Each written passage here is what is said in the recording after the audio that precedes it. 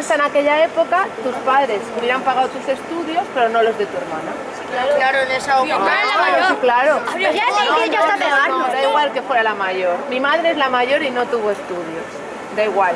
O sea, porque tú eras un niño, entonces te pagaban sus estudios y como ella era la niña, no le pagaban los estudios, no podía ir a estudiar. Pero si en esa época ¡Anda ya! ¡Injusticia! Pues eso passava no hace mucho, eh? I tant, no gaire, inclús ara, treballant, la dona, i això com ho sé perfectament, és la que guanya menys, per tant que vol dir que està més discriminada. I per això Després diu, Maria, ¿por qué tuviste que marchar de Barcelona? Com ja hem dit, doncs per ser republicana, etc.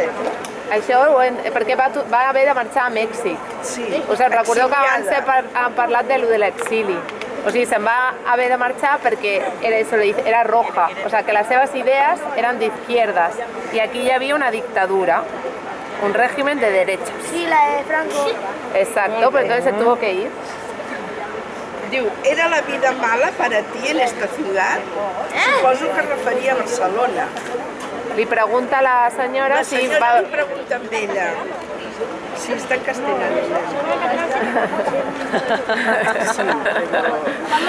Però la Lola... Estan buscant les faltes d'ortografia. Oye! Oh, molt bé, necessitem ajuda. María, ¿te gustaba más en México que en Barcelona ejercer de abogada? Home, jo diria que no, pobre senyora. Jo crec que sent d'aquí li hagués agradat més exercir aquí a Barcelona, però... Això Ja està. Molt bé.